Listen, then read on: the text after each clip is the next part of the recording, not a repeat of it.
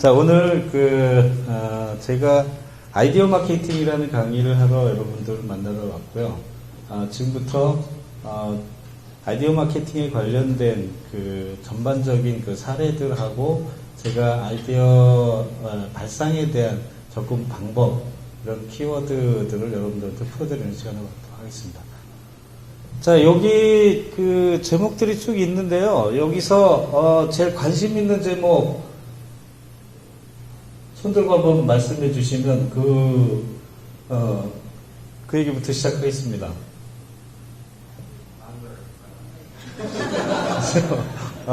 우리 사무실에서 내기했습니다. 맞아요. 그것 때문에 사람들이 많이 왔을 거다, 그렇게 생각을 했는데. 그러면 자, 1993년도에 이건희 씨가 한 말이에요. 근데 이렇게 얘기하지 않았고 반대로 얘기했죠. 21세기에 경쟁력 있는 기업으로 살아남으려면 다 바꿔야 된다.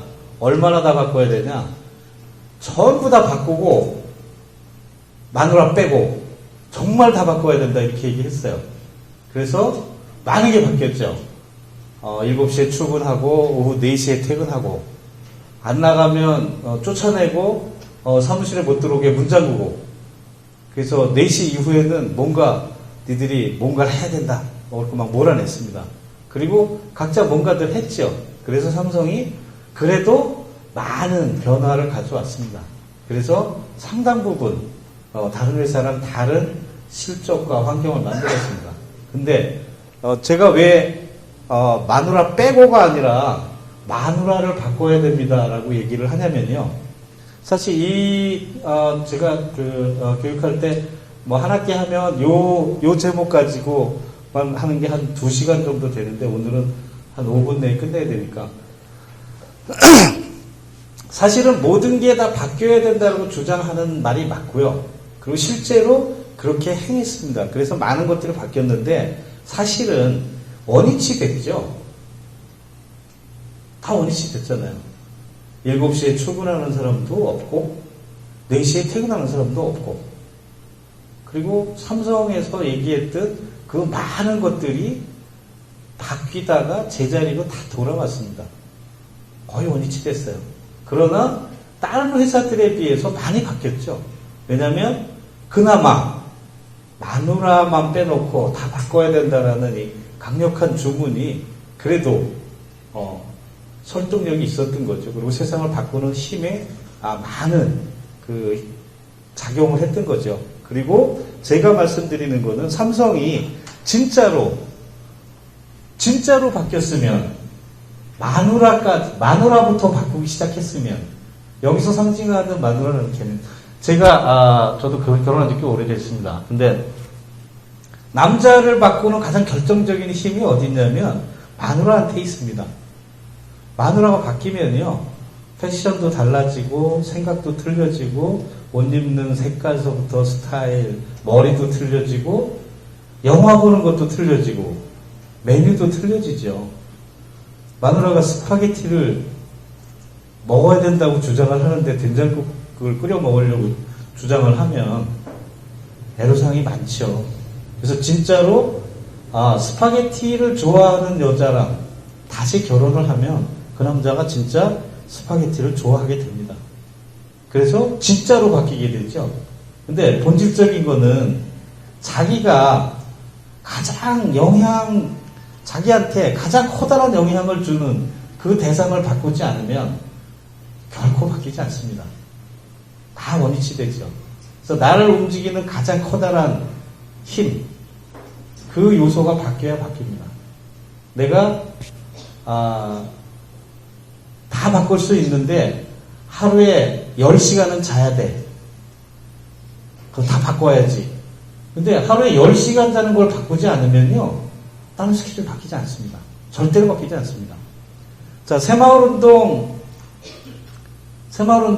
얘기 많이 들었죠. 그리고 어렸을 때 그 기억들이 있을 거예요. 새마을운동 새벽 6시에 새벽정비 울렸네, 종 막 치고 난리가 났죠. 전 세계에서 새마을운동 벤치마킹을 하러 우리나라에 굉장히 많이 왔습니다. 아프리카에서도 오고, 뭐 아시아에서도 오고, 뭐 다 왔는데, 전 세계에서 새마을운동의 성공 사례를 혹시 들어본 적이 있습니까?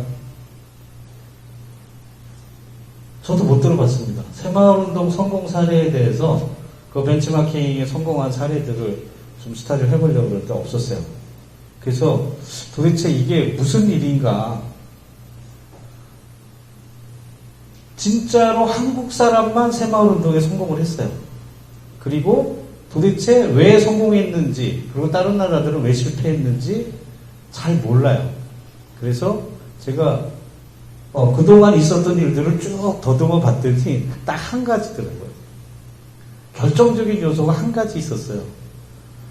전 세계의 어떤 지도자도 전 국민을, 깡패도 군인도 장사치도 새벽 6시에 깨운 적이 없습니다. 딱 하나. 전 국민을 6시에 깨울 수 있었기 때문에 새마을운동이 성공할 수 있었습니다. 좀 연식이 좀 되신 분들은 기억나실 텐데, 새벽종이 울렸네 그러면서 동네 스피커, 집집마다 달린 스피커가 이렇게 스위치를 키는 게 아니라 원래 켜져 있습니다. 그래서 처마 밑에서 종소리가 나면서 아침에 6시가 되면 이제 난리가 났죠. 그리고 그 통반장, 이장님들이 그 가족들이 집 밖으로 나오는 사람들을 출석을 합니다. 그래서 둘째 아들이 깡패인데 그놈이 집에서 안 나온다. 그러면 체크하고 돌아갑니다. 아무 말도 안 하고. 그리고 밀가루 배급이 안 나가죠, 그 집에. 실제 상황입니다. 그래서 밀가루 배급이 안 나가기 때문에 그 깡패 둘째 아들이 새벽 5시에 술 먹고 기어 들어왔다가 6시에 거길 나가야 됩니다. 그래서 전 국민이 깡패도 6시에 일어나고 장사꾼도 6시에 일어나고, 그래서 6시에 일어나서 하루를 시작하게 되죠. 아까 얘기했던 것처럼 자기를 지배하는 가장 결정적인 요인, 우리한테 마누라인데 그 마누라가 바뀌지 않으면 나는 바뀌지 않습니다. 정말로 나를 움직이는 가장 커다란 힘이 그 중심을 바꿔줘야만 나를 바꿀 수 있습니다. 바꾸인 척을 할 수 있죠. 아까 얘기했듯이 새마을운동의 결정적인 유인은 6시에 일어날 수 있었던 그 힘입니다. 그리고 6시에 세상의 관점을 갖고 있는 사람하고 오후 3시에 일어나는 사람하고는 인생이 틀립니다. 자, 오후 3시에 일어나면요, 창문을 열고 밖을 내다보세요. 오후 3시에 일어나면 일상이 일단 늘어져 있습니다. 가게 앞에 아이스크림을 먹고, 이렇게 늘어져 있는 아줌마 2명이 있고, 그 수다를 떨고 있고, 옆에서, 어떤 사람들이 거기서 장기 두고 있고, 이런 그림을 이렇게 보게 되죠. 새벽 6시에는요, 그런 그림 없습니다. 빠르게 지나가고, 새벽에 정말 자기가 그 생존에 있다는 것에 대해서, 두려울 정도의 속도감이 느껴집니다. 그 사람들이 세상을 움직이는 겁니다. 새벽 6시에 일어나지 않는 사람들이 세상을 움직이지 않습니다. 오후 3시에 일어난 사람들은 세상에 편승해서 사는 겁니다. 어쩔 수 없이. 그러나 오후 3시에 일어나는 사람의 인생과 6시에 일어나서 세상을 보는 사람의 인생이 근본적으로 틀려지죠. 그만큼 관점이 틀린 겁니다. 아까 말씀드린 마누라를 바꿔야 한다는 요소가 우리를 깨우는 결정적인 힘이 어디 있는가, 그곳의 바뀜에 따라서 우리 인생이 바뀔 수 있다는 말씀 드립니다. 자, 제가 제 이름이 오치우입니다. 다스릴 치자의 비우자인데, 비를 다스리는 사람이라는 뜻입니다. 예명이 아니고 실명입니다. 농경국가에서는 비를 다스린다는 게 이제 왕이라는 뜻이죠. 신의 아들, 뭐 이런 뜻입니다. 그래서 제가 제 이름으로 봐서는 뭐 이렇게 관상대장이나 무슨 재해대책본부장이라도 한번 해야 되는데, 그래서 앞으로 점쟁이들이 이거 보면 이게 왕이 될 이름인데, 그래서 제가 이름값을 치워가지고 굉장히 좀 번잡스럽게 살고 있습니다. 아이콘스 엔터박스라는 회사가 제가 아이디어 마케팅이라는 강의를 하겠다 그랬는데, 이 회사 이름이요, 원래 아이콘스라는 회사하고 엔터박스라는 회사가 합쳐진 2개 회사가 합병된 겁니다. 그래서 아이콘스는 아이디어라는 단어하고 컨스트럭션이라는 단어를 합쳐서 제가 만든 단어입니다. 그리고 그 위에 보면 아이디어 컨스트럭터라는 게 써 있죠. 그게 제 직업입니다. 원래 제 직업은 광고회사 카피라이터였고 기획자였고, 근데 실제로 제가 하는 일에 비해서 제가 경험하는 일과 관심 있는 일은 단순히 카피라이터이거나 기획자의 물을 이제 벗어나기 시작했어요. 그래서 새로운 직업적 정체성이 필요했기 때문에 제가 새로운 정체성에 대한 직업적 정체성을 찾기 위해서 만든 단어가 아이디어 컨스트럭터라는 말입니다. 보통 아이디어는 사람들이 그 관념적인 주장 정도로 생각합니다. 그래서 가치를 인정해 주지 않죠. 8시간 동안 삽질을 하면 일당 10만 원을 두말 없이 줍니다. 근데 8시간 동안 정말 뼈 빠지게 아이디어를 짜서 페이퍼를 주면 나중에 인쇄비에 합쳐서 올리세요. 이렇게 얘기하거나 영상 편집비에다가 한 20만 원 정도 올리세요. 이렇게 얘기하죠. 이게 후진국가의 그 아이디어 관점입니다. 그러니까 삽질보다 노동 가치가 없는 정도 후진국가의 그 사례죠. 자, 제가 그 아이디어 컨스트럭터라는 직업적 정체성을 이렇게 주장하는 게 뭐냐면 이런 아이디어에 대해서 구체적인 가치를 인정받고 이런 특별한 직업에 대한 그 자기 확신을 갖기 위해서 이런 직업군에 대한 새로운 주장을 하게 됐습니다. 컨스트럭션이라는 건설이라는 단어죠. 그 건설 분양 광고를 여러 번 해봤었는데요. 굉장히 재밌더라고요. 왜냐하면 땅이 여기 100평이 있고요. 설계를 하죠. 50층으로 설계합니다. 그리고 땅 100평을 파는 게 아니라 50층 중에 49층에 100평을 평당 얼마 이렇게 해서 팔죠. 그러니까 공중에 아무것도 없는데 설계 도면만 있죠. 그 삽질하면서 그걸 팔아요. 이 사람들이 건설하는 사람들이 야, 뭐 노가다쟁이들이야, 뭐 이렇게 삽질이나 하지 이렇게 생각했는데 이 사람들이 진짜 아이디어를 파는 사람들이더라고요. 그리고 안 깎아줘요. 더 비싸게 팔죠. 공중에 아무것도 없는데 그렇잖아요. 아파트 분양받을 때 그 집 전원고 보고 사지 않았잖아요. 이렇게 해서 야, 여기 32층에 이게 뭐 45평이래. 그럼 평당 얼마야? 깎지도 못하고 프리미엄 얹어서 주고 사죠. 이 삽질하는 놈들이 정말 아이디어를 파는 진짜 장사꾼들이었어요. 그래서 제가 아이디어를 이렇게 집처럼 건축물처럼 지어서 빌드업을 해서 보이지 않는 자산을 판매할 수 있구나. 그래서 제가 아이디어를 집처럼 평당 얼마 지어서 파는 아이디어를 판매하는 회사, 그 회사의 이름을 아이콘이라는 이름을 줬습니다. 그래서 아이콘스라는 회사가 됐고, 엔터박스라는 회사는 제가 서울시의 도시 마케팅에 성공하기 위해서 여러 가지 디자인 마케팅 많이 했는데 도시 마케팅에 성공하려면 도시의 문화 콘텐츠를 생산할 수 있는 시스템이 필요하다. 그 시스템을 내가 제안하는 걸 해서 명동에 그 가장 사람들이 유동량이 많은 지역 4군데에 엔터박스라는 그 거리 공연 무대를 만들어 놨습니다. 상설 무대를. 그래서 매일 공연을 합니다. 보통 월요일, 화요일부터 토요일까지는 하루에 2번, 2시간, 낮 시간 공연하고 저녁 시간 공연하고, 평일날은 그렇게 하고, 겨울이나 여름에는 더울 때는 하루에 한 번씩 저녁에 공연합니다. 그래서 명동에 관광객이 제일 많은 그 쇼핑 통로 위치 4군데에서 아이콘스라는, 엔터박스라는 무대를 만들어서 저희가 공연을 계속하는 무대고, 그 공연 시간 이외에는 기업의 프로모션을 도와주는 일들을 하고 있습니다. 그래서 그 2개 회사를 따로따로 운영을 하다가 2개 회사를 합병을 해서 아이콘스 엔터박스라는 무대 그런 회사를 하고 있습니다. 제가 왜 이렇게 길게 얘기를 하냐면 제가 하고 있는 일이 아이디어 컨스트럭터라는 직업을 이 중에 어떤 사람이 나는 직업적으로 진짜 아이디어 컨스트럭터라는 직업관을 가지고 지금부터 새로운 그 직업에 대한 그 공부를 시작하겠다.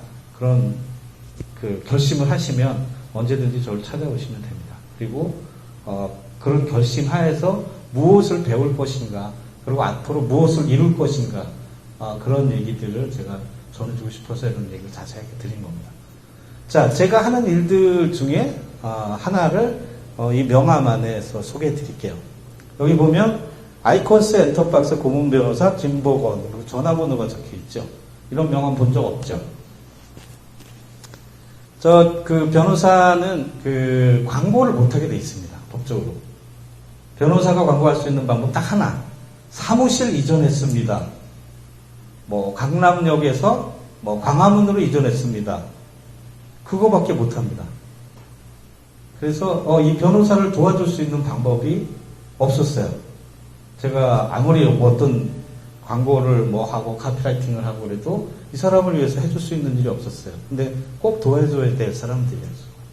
그리고 진짜 그럴 만한 이유가 있는 사람이었는데, 그래서 내가 도와줄 수 있는 방법이 뭘까 고민을 했습니다.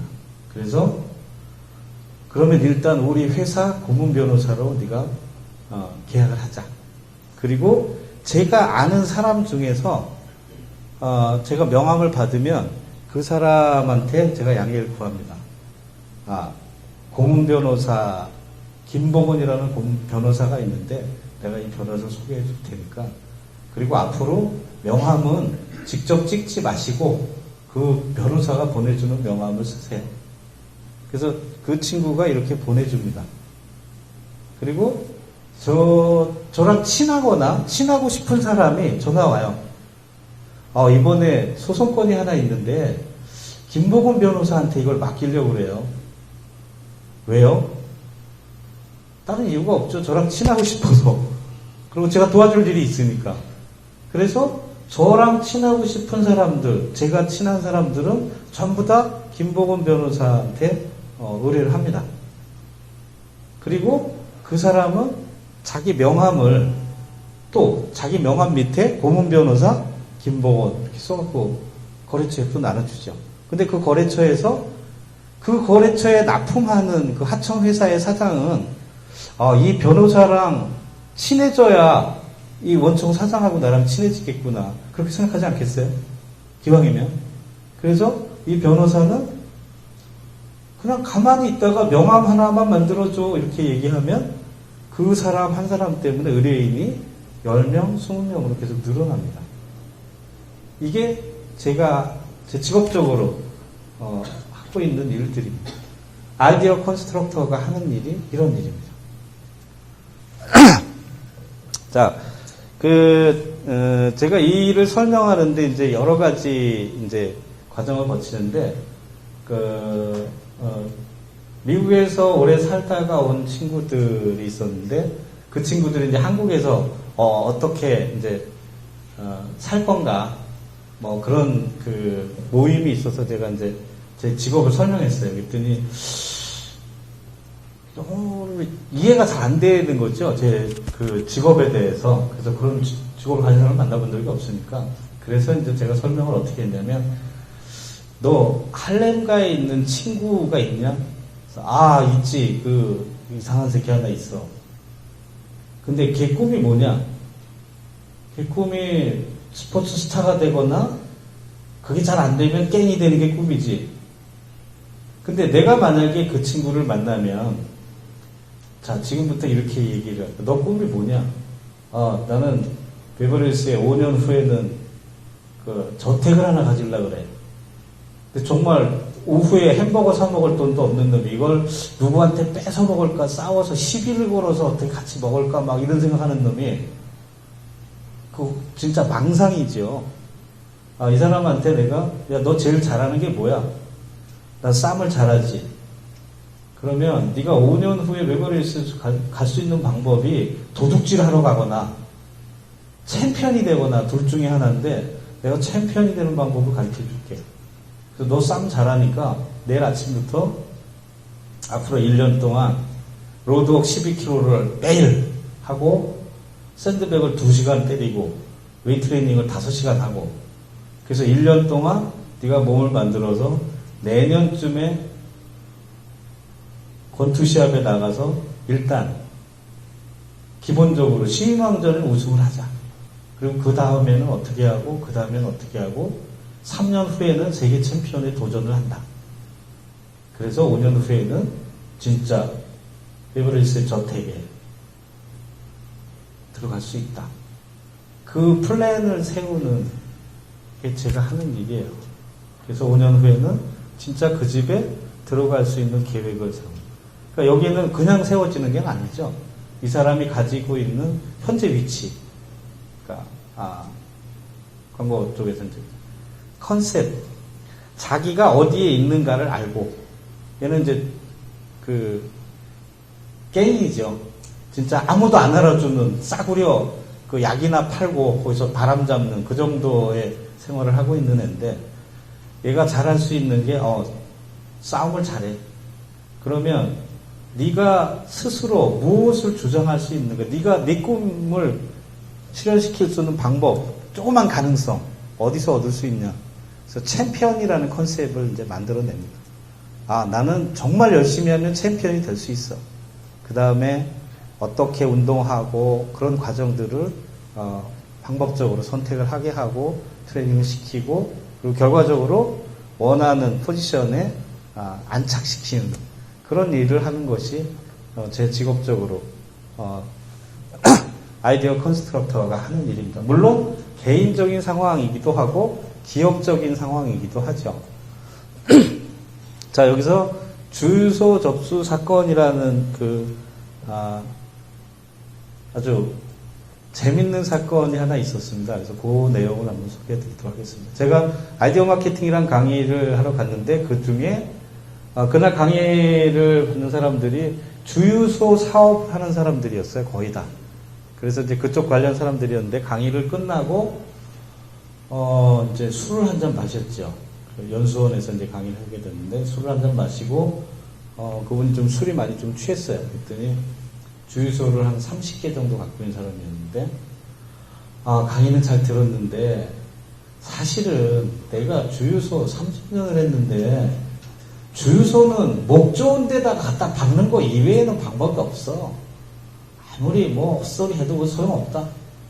그래서 1년 내내 골프 치러 다니면서 땅 보러 다니고 그 땅을 얼마에 사냐, 거기다 주유소를 어떻게 세우냐, 그거 이외엔 방법이 없지. 그거 쓸데없는 거 같아. 내가 보기엔 되게 화나죠.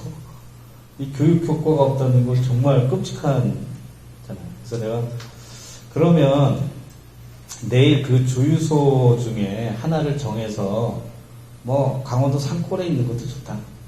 평상 매출액의 50% 이상을 올리면 어떡할래? 이 사람이 야 정말 그러면 너 그 주유소 줄게. 그래서 그때 제가 그때만 해도 참 이렇게 그 세상에 대해서 이렇게 세상의 추이를 잘 몰라가지고 뭐 그 정도는 그리고 제가 계약서 안 쓰고 그냥 했습니다. 그래서 제가 도우미 2명을 데리고 갔어요. 아침에. 그래서 그 과천 넘어가는데 굉장히 큰 주유소였는데 거기서 그 도우미들한테 가능하면 제일 짧은 치마를 입고 와라 그랬습니다. 그래서 차가 들어오면 주유구 앞에 딱 섰을 때 한 사람은 주유구에 있고 한 사람은 운전사 옆으로 딱 가서 90도 각도로 탁 인사를 하면 저기 재봤어요. 0.2초 정도 걸립니다. 정상 딱 그 시간에 운전사가 그 윈도우 키를 누르는 걸 보면서 인사를 딱 하면 5cm 정도 문이 열립니다. 근데 보통 사람들은 그 밖에 있는 사람하고 말을 하기 시작할 때 운전면허 있으시죠? 유리가 얼마큼 내려가야 말을 시작해요? 반 정도 내려와야 말을 시작하죠. 근데 5cm 정도 내려왔을 때는요, 말할 준비가 아직 안 돼 있어요. 그죠?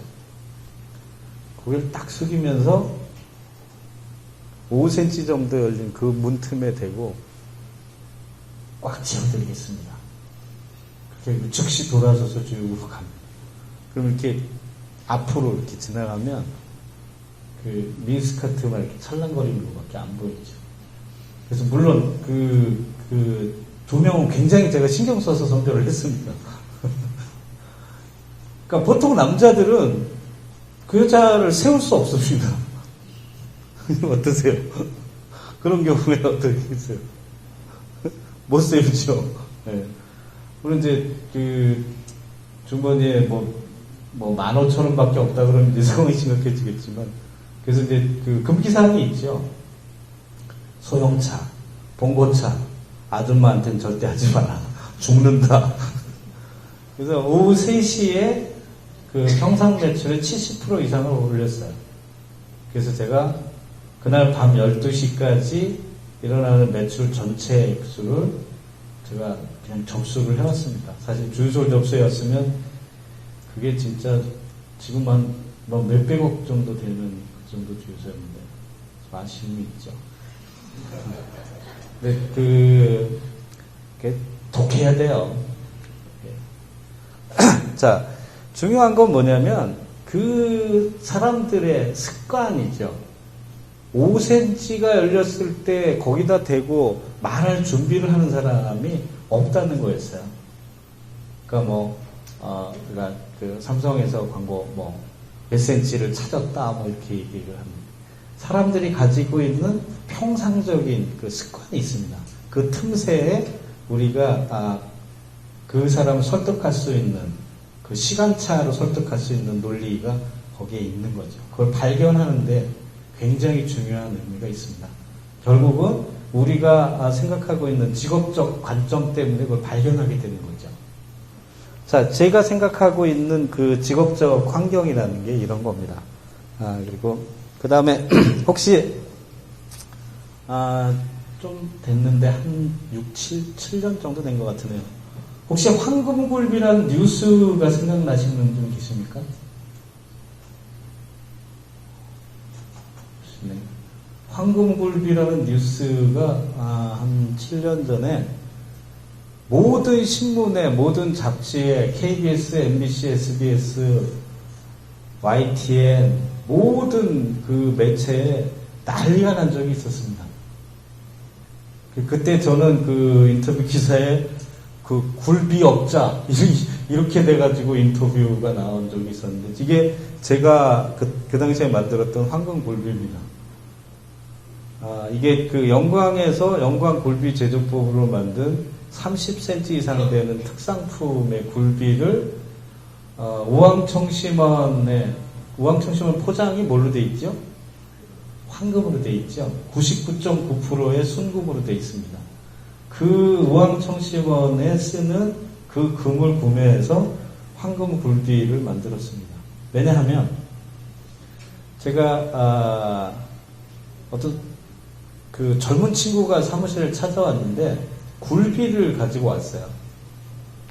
그래서 뭐냐 그랬더니 3대째 진짜 영광굴비만 만들어 왔는데 진짜 영광굴비 만든 것 때문에 거지가 됐다. 돈을 벌어야지 맞지 않나요? 그죠?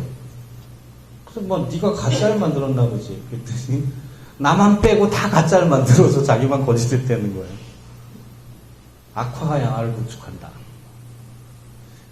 그건 뭐냐면 저게 원자재가 참조기입니다. 참조기가 원자재인데 참조기로 영광굴비 제조법을 그대로 해서 하면 3번 가공을 해야 됩니다. 그 온도와 그 기간과 그걸 다 계산하면 최소한 20일 이상이 걸립니다. 그리고 굴비는요, 가난한 사람들은 굴비 장수를 할 수 없습니다. 왜냐하면 굴비를 한 시즌에 굴비를 조기를 구매해가지고 거의 그 2시즌이 지나서 팔거든요. 그걸 냉장을 해가지고 영광골비 제조법에 의해서 그걸 다시 꺼내서 다시 건조하고 그다음에 벌써 엄청난 목돈이 들어가고 그 다음에 제조법에 의해서 하려면 비용이 저 정도 특상품이면 실제로 한 8만 원 정도가 원가가 든다 그래요. 근데 보통 영광골비 딱지를 붙이고 파는 저만한 크기의 그 굴비라고 파는 것들이 보통 원가 3만 원 정도면 살 수 있어요. 근데 처리 방법 자체가 다른데 맛도 틀리죠. 근데 구분하기 어렵죠, 소비자는. 그래서 3만 원짜리, 8만 원짜리 선택이 너무 자명한 거예요. 그래서 아무리 진짜라 그래도 안 통하는 거죠. 그래서 제가 그러면 네가 진짜를 만들고도 잘 먹고 살 수 있는 방법을 내가 찾아줄게. 그래서 제가 고민을 하다가 그렇다고 저걸 삼성굴비 그래가지고 삼성 거기다 붙일 수가 없잖아요.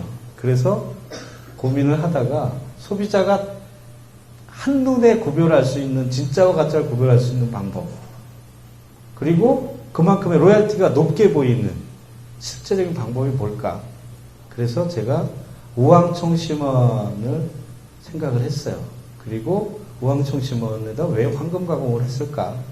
그래서 해봤더니 우황청심원이 비상약임에도 불구하고 사실은 몸에 체내에 빨리 흡수되기 어려운 기전을 갖고 있죠.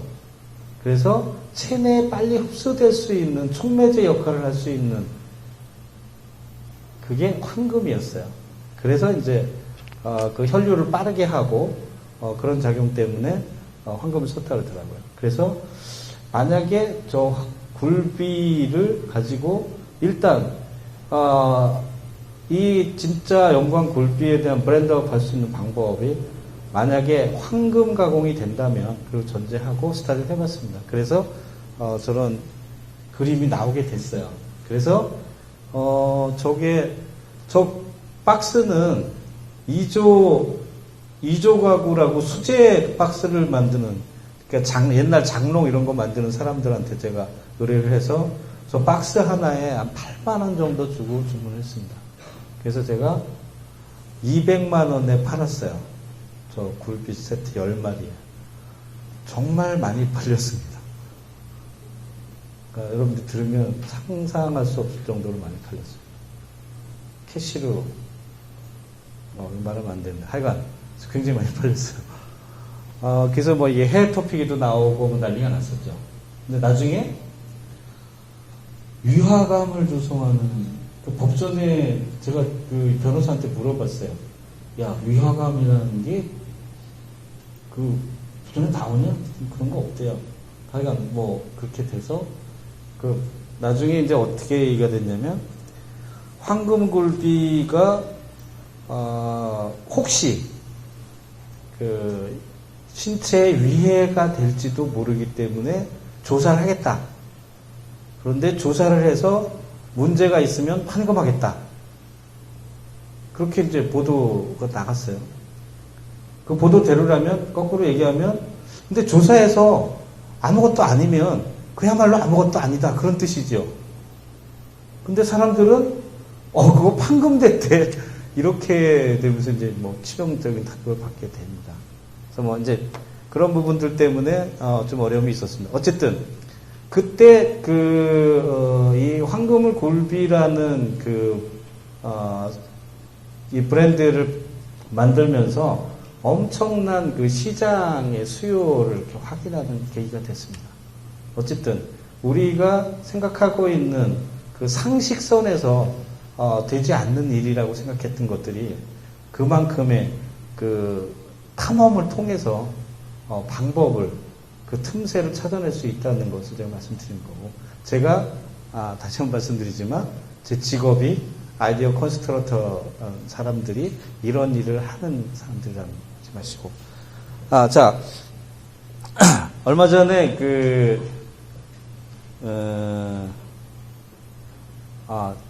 이게 먼저 나왔구나. 100만원짜리 청바지. 사실 이것도 거의 비슷한 이제 사연을 갖고 있습니다. 어느 날 전 세계의 특급 브랜드의 청바지를 그 공장을 하는 한국 사람이 있었어요. 근데 이 사람이 오늘 저를 찾아왔습니다.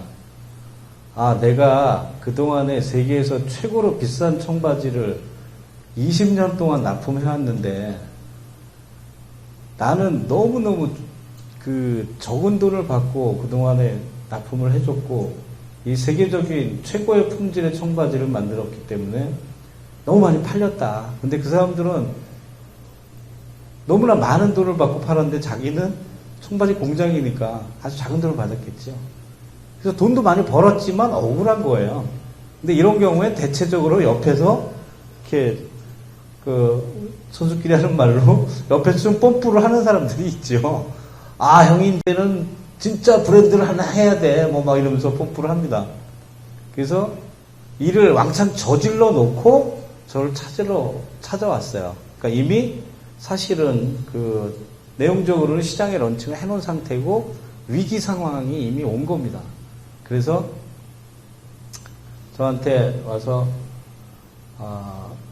이 청바지로, 근데 그때만 해도 굉장히 씩씩했어요, 이 사람이. 야, 내가 세계에서 최고 좋은 청바지를 만들어서 20년 동안 납품을 했는데 내가 이거를 싸게 파는데 이게 안 팔리겠냐? 착각이죠. 그래서 제가 그랬어요. 만약에 당신이 여태까지 노량진 시장에서 광어 장사를 하고 있었다면 지금 시작하고 있는 일은 롯데호텔에 일식집을 개업하는 일이다. 근데 당신이 지금 무슨 일을 하고 있는지도 모르면서 이 일을 나한테 맡기면 틀림없이 망하는데. 그래서 제가 많이 싸웠습니다.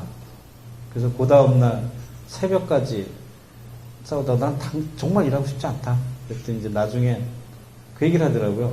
딴 사람들은 다 된다 그랬는데 너만 안 된다 그러냐. 그래서 이제 네가 안 된다 그랬으니까 되는 방법도 네가 알고 있을 거 아니야. 이래서 제가 저 일을 떠맡게 됐습니다. 사실은 그때 A급 브랜드 광고, 청바지 광고가 보통 100억 정도를 써야 시장에서 보통 뭐 3대 브랜드 정도 하나에 드는 그 정도 시절이었습니다. 근데 저한테 딱 2억을 내놓으면서 어쨌든 나 살려줘야 돼. 이렇게 얘기를 해서 제가 100만원짜리 청바지라는 그 컨셉을 이제 만들게 됐습니다.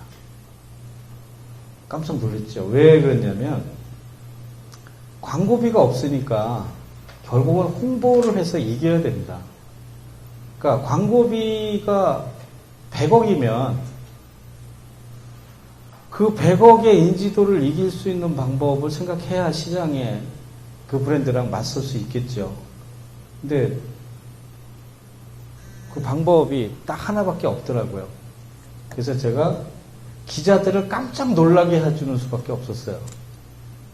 제가 아는 기자들 한 100명쯤 되는데 걔네들이 기사 한 번씩 써준다 그래도 되지만 그 기사를 어떻게 기대하며 그 기자가 바보가 아니면 그 기사를 쓰겠어요? 아무리 친구 아니라 아버지라도. 그래서 기자들이 도저히 기사를 안 쓰고는 못 베기는 컨셉을 찾아내자. 그게 100만원짜리였습니다. 자, 50만원, 60만원, 70만원, 80만원, 90만원, 100만원. 야, 200만원은 어때? 200만원은 너무 가라 같지요? 거짓말 같죠? 100만원. 사람들이 청바지 가격으로 가장 깜짝 놀라고 욕이 나올 만한 가격이 얼마냐? 물론 지금은 이제 뭐, 그 뒤에 총 100만원짜리 뭐, 이게 많이 나왔더라고요. 근데 그때는 그런 적이 없었어요. 그래서 기사가 딱, 제가 이제 100만원짜리 청바지랑 광고를 이제 했죠. 하고, 사실은 그 광고를 내보내려고 그런 게 아니라, 기자들을 놀라게 해주려고 그걸 낸 거죠. 그래서 이제 기자들이 정말 놀랐습니다. 그래서 뭐, 각 신문에, 방송에 막 코미디 프로도 나왔어요. 100만원이면 야, 뭐가 어떻고. 그건 난리가 났었죠. 근데 사실은 100년 동안 100캐럿짜리 다이아몬드를 선물해도 100년 동안 기억하는 여자는 없습니다. 뭐 이런 내용이었어요. 근데 이거는 100년 동안 기억시킬 수 있는 선물하는 청바지. 뭐 이런 내용이었어요. 그래서, 이 청바지를 사면 100년 동안 무제한으로 이유 없이 교환해 주겠다는 약속을 하고 이 청바지 런칭을 했습니다. 물론 전원한테 그러면 매장에서 16만 원에 팔았습니다. 그리고 100명한테만 한정 판매를 했어요. 100명한테만. 그래서 한 4,000명 정도가 쳐들어와가지고 매장을 막 난장을 죽이고 100년 동안 무제한 교환을 해주겠다고. 그때 조흥은행이 100주년 기념 광고를 무지하게 할 때입니다. 여러분들 한번 기억나실 거예요. 100년은행 조흥은행 그러면서 광고를 무지하게 많이 할 때인데, 그래서 우리가 100년 동안 보장한다는 의미로 조흥은행에다가, 그러니까 100명한테 100만 원 받으면 1억이거든요. 홍보비 1억을 설정한 거죠. 그래서 1억을 예치하고 회사가 망하거나 공식적인 컴플레인이 3번 이상 접수되면 즉시 환불하는 조건으로 100만 원짜리 청바지를 팔게 된 겁니다. 그리고 소비자들은 나머지 그 마디라인에 있는 얘기는 기억 못하죠. 100만 원짜리 청바지라는 것만 기억하죠. 그래서 16만 원에 매장에서 샀지만 아이들이 그 브랜드를 보고 저게 100만 원짜리야 이렇게 얘기하죠. 그리고 누구한테 선물 받았어? 100만 원짜리 청바지 16만 원에 팔았죠. 어쨌든 이런 과정들을 겪으면서 그 위기를 탈출해 나가는 그런 찬스가 저희한테 있었습니다. 그러니까 그때 진짜 많은 사람들이 진짜 망할 수밖에 없는 그런 회사라고 지목했을 때 이런 위기 탈출법으로 그 위기를 넘길 수 있는 과정들을 그동안 이제 쭉 기록하고 그 스터디 해본 결과가 있는데, 오늘은 거기에 대해서 구체적으로 얘기할 시간은 없어요. 이런 사례에 대한 부분만 소개드립니다. 자, 제가 이렇게 장황하게 얘기를 하는 이유는 여러분들이 경험하는 여러 가지 상황들이 있을 겁니다. 회사에서, 가정에서, 사람들, 친구들, 거래처 관계. 근데 정말 싸워야 될 때가 있죠. 정말 답이 안 나오는 경우가 있습니다. 그럴 때 왜 답이 안 나오는가 화가 나죠. 근데 정말 화를 내기 전에 다른 방법이 있는지 잘 생각해 보면요. 우리가 생각하고 있는 일 중에 대체적으로 90% 이상은 평상시에 습관대로, 평상시에 생각했던 대로만 하기 때문에 답이 없는 겁니다. 그러니까 평상시에 생각하지 않았던 방법. 자, 제가 아이디어라는 것을 이제 이렇게 얘기하더라고요. 생각. 우리나라 말로 번역하면 생각이죠. 근데 그냥 생각은 아니고 아이디어라는 말을 정확히 번역을 하려면 다른 생각 이런 거더라고요. 남들하고 다른 생각. 근데 어떻게 다른가? 그게 굉장히 어렵죠. 그래서 제가 규명을 해봤어요. 자, 여러분 이 컵을 이렇게 보시면요. 정면으로 이렇게 보시면 직사각형으로 보이지 않습니까? 그죠? 사각형으로 보이죠? 근데 이렇게 보면 어때요? 네. 그러니까 우리가 너무나 틀리다라고 생각하는 일들이 있죠. 자, 우리가 여기서 내 위치의 문제인 거죠. 자, 여기서 보면 이거 틀림없이 직사각형입니다. 그리고 내가 이 위에서 보면 그건 원일 수밖에 없죠. 그리고 두 사람이 싸움을 시작합니다. 야, 직사각형이야. 내가 봤어. 너 이게 직사각형으로 안 보이니? 원이라니까. 내가 지금도 보고 있는데 너 거짓말하니? 이래서 전쟁이 일어납니다. 그러니까 본질과 상관없이. 왜? 위치가 틀리기 때문에 그래요. 아이디어는 그러니까 갑자기 무슨 화장실에 앉아있다 떠오르고 이런 거라고 생각해. 그거 아닙니다. 그거 정말 무지한 얘기. 아이디어는요, 관점이 다른 것들이에요. 관점이. 자, 정면으로 보는 사람은 직사각형으로 보이죠. 그리고 위에서 보는 사람은 원으로 보입니다. 근데 이 관점을 입체적으로 이해하는 사람들은 아이디어가 있는 사람이고요. 직사각형만, 원만 주장하는 사람들은 아이디어가 없는 사람이에요. 아이디어가 뭔지 모르는 사람이에요. 그러니까 왜 전쟁을 하냐면 내가 경험한 실체적 진실의 일부. 자, 직사각형이라는 걸 내가 분명히 경험했는데, 그리고 원이라는 걸 경험했는데, 제가 직사각형인데 원이라고 저렇게 주장하는 건 새끼가 거짓말을 하는 거야. 그래서 증오하게 됩니다. 그래서 입체적 사고를 시작하는, 그러니까 어디서 바라보느냐에 대한 생각을 하게 되면요. 그러니까 대체적으로 많은 화를 줄일 수 있습니다. 어디서부터 바라볼 것인가. 자, 나는 절대로 움직이지 않고 그 자리에서 얘기합니다. 그리고 상대 보고 틀렸다라고 얘기를 하고 결국 이제 결투를 하죠. 그래도 직사각형은 원으로 변하지도 않고 원은 직사각형이 되지도 않습니다. 그러니까 두 사람이 싸우다 죽어도 본질은 변하지 않습니다. 아이디어는 그 본질에 대한 관점에 대한 전환을 끊임없이 탐험하는 겁니다.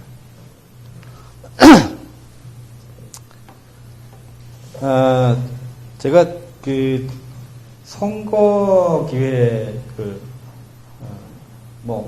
하다 보니까 선거를 한 사람들이 저한테 이제 의뢰를 많이 해옵니다. 근데 전에 DJ 말려주세요.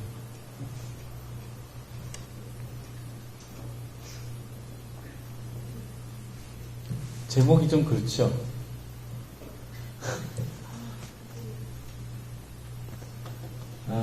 저는 뭐 정치적인 특별한 성향을 갖고 있는 사람은 아니고요. 전에 그 부천에서 이사철이라는 사람하고 백이선이라는 사람이 그 국회의원 선거 때 맞붙었습니다. 근데 사실은 선거 게임 상황으로 봤을 때 이사철이라는 사람하고 백이선이라는 사람은, 백이선이라는 사람은 그 당시에 그 DJ의 1급 참모였고요. 비서였습니다. 이 DJ는 아니죠. 근데 그 사람이 선거 막판에 DJ가 나타나면, 마지막 선거 유세를 오면 그 지지도가 5%가 올라가는 게 공식이었어요. 그래서 무조건 5%가 올라가니까 게임을 하나만 지는 거였어요. 그래서 그 상대 후보였던 사람이 저한테 그 전날, DJ가 오는 전날 저한테 이제 SOS가 왔어요. 한 번만 도와줘라. 그래서 뭘 도와주면 되냐 했더니, 다른 건 다 필요 없고 DJ만 안 오게 좀 해줘라, 우리 동네. 그러니까 유세하러 딱 오면 무조건 5%가 올라가요. 그래서 그것만 안 오게 하면 내가 이길 수 있을 것 같다. 그래서 제가 그렇다고 뭐 붙잡고 있을 수도 없고 뭐 싸울 수도 없잖아요. 그래서 제가 어떻게 했냐면, 그러면 현수막 한 장을 만들어라. 그래서 현수막을 만들었어요. 그 사람이 제 얘기 듣고. 그 내용이 뭐였냐면, 김대중 총재 부천 방문 환영 현수막이었어요. 그 당시에 신한국당, 지금 한나라당 전신이죠. 그 당사에 그 현수막을 걸었습니다. DJ가 오니까. 그리고 그 사람은 그 정치 초년생이었고, 그래서 우리나라 정치 원로가 내 지역구에 오는 거에 대해서 나는 당적을 떠나서 환영합니다. 제일 큰 현수막을 걸었어요. 그리고 그 유세 차에다가 DJ 환영 현수막을 걸고 하루 종일 유세를 했어요. 그리고 그 다음날 어떻게 됐어요? DJ가 안 왔습니다. 왜 안 왔을 것 같아요? 네? 이 기사가 신문에 쫙 났어요. 부천의 그 상대 당에서 DJ를 환영합니다라는 기사가, 현수막이, 당사가 신문에 쫙 났죠. 그리고 나서 그 다음날 이제 DJ가 아침에 가야 되는데 새벽부터 전화가 쏟아져 들어오기 시작하죠.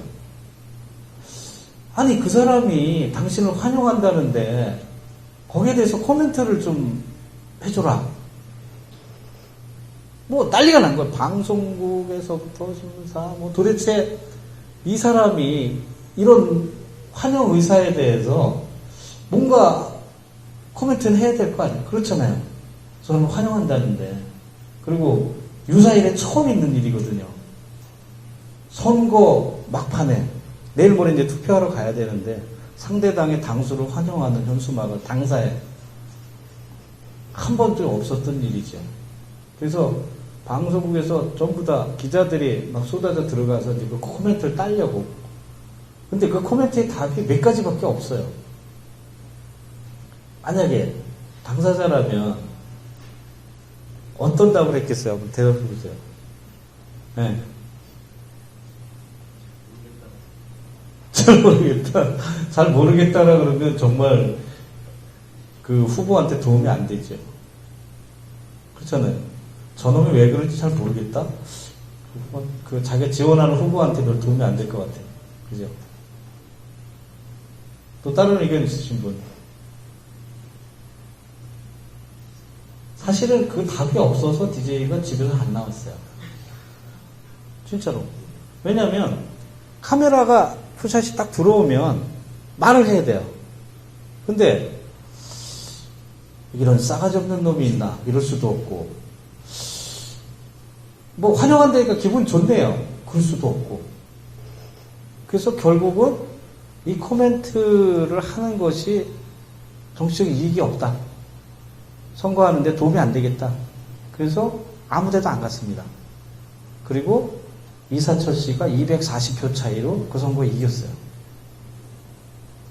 그 당시만 해도 뭐 선거에 당선되려면 50억을 써야 되니 막 그럴 텐데, 그 사람은 어차피 떨어질 거라고 생각했기 때문에 돈을 하나도 안 썼고 마지막에 그 현수막 하나를 걸어서 뒤집어졌죠. 그리고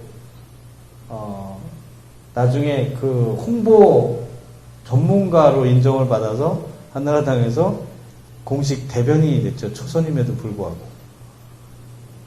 자, 여기서 우리가 굉장히 아까 100만원짜리 청바지도 그렇고 정말 그 위기 상황에서 이걸 어떻게 극복할 수 있는가, 이런 방법적인 그 틈을 찾아내는 게 굉장히 중요한 기회라고 했죠. 자, 그다음에 얼마 전에 이제 대통령 선거가 있었잖아요. 그래서 제가 뭐 어쩌지 하다 보니까 그 일에 이제 연루가 되기 시작했습니다. 그래서 가보니까 대통령 선거는요 굉장히 간단해요. 그 선거법이 많이 바뀌어가지고 눈으로 보는 거, 포스터는 어떤 사이즈, 그리고 눈으로 보는 것 중에 TV, CM은 어떻게, 라디오는 어떻게, 리프렛은 어떤 사이즈로 몇 장, 이렇게 정해져 있습니다. 다만 이제 크리에이터가 정할 수 있는 거는 거기다가 무슨 국밥집 아줌마를 쓸 거냐, 할머니를 쓸 거냐, 애들을 쓸 거냐, 뭐 그 정도밖에는 그러니까 창의성을 발휘할 기회가 없어요. 그래서 저는 그 일은 별로 내가 할 일이 아닌 것 같다. 그래서 제가 이렇게 빠지고 나서 선거법을 이렇게 공부를 하다 보니까 결국은 인간을 느끼게 하는, 감성을 느끼게 하는 게 이제 오감이라고 그러잖아요. 근데 이미 이제 시각하고 청각, 시각, 청각은 법적으로 이제 통제가 돼서 더 이상 활용할 수가 없는 거예요. 근데 가만히 생각해 보니까 후각이 있어요. 근데 사람들은 그 후각으로 사람을 알아낼 수도 있잖아요. 향수라는 소설이 있습니다. 프랑스 소설. 영화도 나왔죠.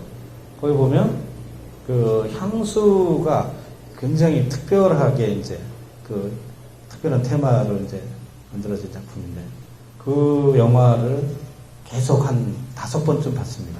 계속 돌려보면서. 그러고 나서 그 세계에서 가장 유명한 그 조향사가 자크 폴조라는 사람인데, 프랑스 사람입니다. 샤넬의 최고 조향사죠. 전 세계 최고 전문가입니다. 그 사람한테 이제 자문을 보냈습니다. 만약에 대중들한테 어떤 사람의 그 향을 인지시켜서 그 사람을 기억하게 할 수 있겠냐? 당연히 가능하다. 그래서 이제 그걸 기반으로 해서 대통령의 향기라는 그 향을 만들었습니다. 그래서 그 후보가 나타나는 모든 대중연설 현장에 그 향을 비밀리에 투입을 했죠. 그래서 그 사람들이 딱 나타나면 그때 이제 이 조향사가 만들어준 그 키워드 3가지 키워드로 만들었는데 희망, 승리, 열정이었습니다. 그런 그 코드가 생각나는, 그런 키워드가 생각나는 향을 만들어줘. 그래서 이제 그걸 비밀리에 살포를 했고, 그리고 선거 이틀 전에 로이터 통신에서 특정 보도를 하게 됐습니다. 그래서 CEO 출신이 처음 이제 대통령이 됐죠. 근데 그때는 CEO 출신이라는 게 굉장히 핸디캡이 있었습니다. 그래서 어떤 대통령이냐, 아이디어가 있는 사람이라는 컨셉을 알리기 위해서 작업을 했습니다.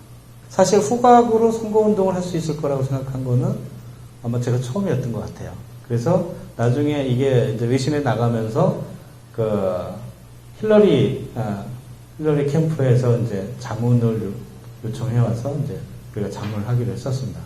근데 경선에서 떨어지는 바람에 외워버리지 못했는데, 어쨌든 그 우리가 남들이 아까 말씀드렸듯이 아이디어라는 그런 기본적인 탐험 정신을 갖지 않은 사람들이 가지지 못한 위치를 언제든지 가질 수 있다는 확신이 여러분들한테 오늘 이 시간 이후로 확실하게 여러분의 그 생활의 일부로 자리 잡았으면 하는 마음 때문에 이 얘기를 드립니다.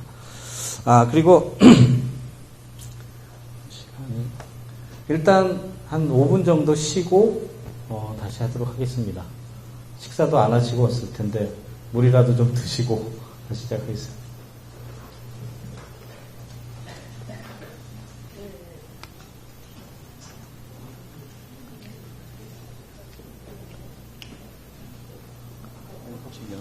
네.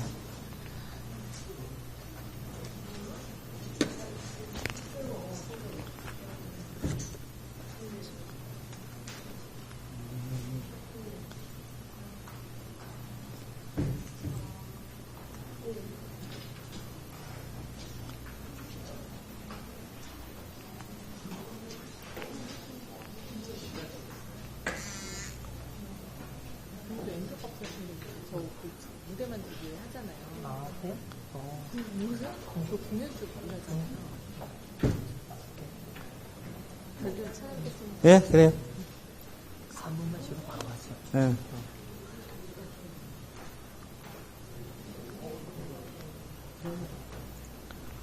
물 좀 마셔야 되겠다.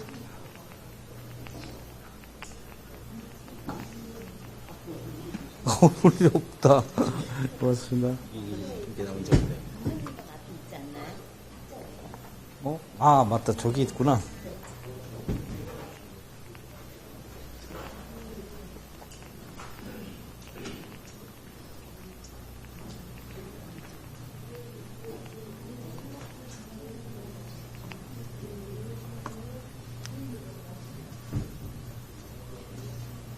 응? 어디가 저 가서 만들고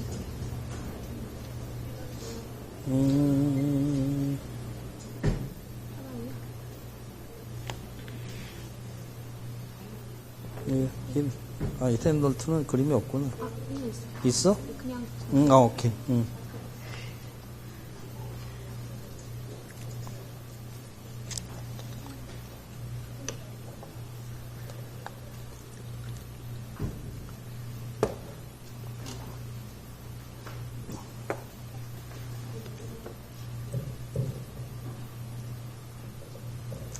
오분 쉬라 그랬더니 3분만 쉬라 그래가지고 빨리 왔습니다.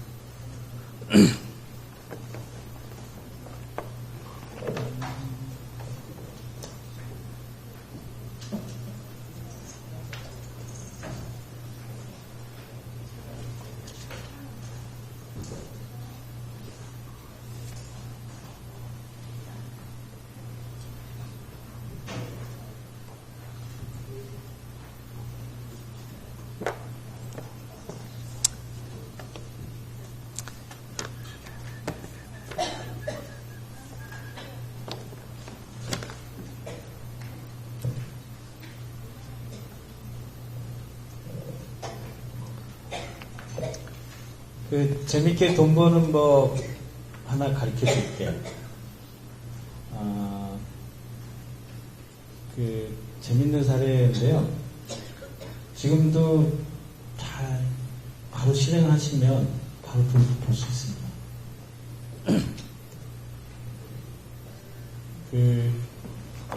어떤 시골 은행이에요. 은행 지점에 허름한 할머니가 아주 지저분한 마대자루를 가지고 들어왔어요.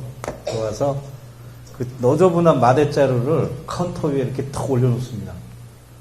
그 은행 직원들이 할머니 지저분하게 이거 왜 올려놓고 그래? 옥수수 자루 같은 거를 내려놓으세요. 아니 입금 좀 하려고 그러는데 딱 열어봤더니 거기 현금이 가득 들어있어요. 3억. 깜짝 놀랐죠. 그럼 뭐 시골에서 현금 3억을 입금하는 사람이 어디 있어요? 난리가 났죠. 지점장이 막 코피가 뛰어나왔습니다. 아니 할머니가 무슨 이렇게 현금을 애들이 참 무식해서 그러니까 이해하십시오. 지점장실에 가서 커피를 대접하고 막 팔도 주물어주고 막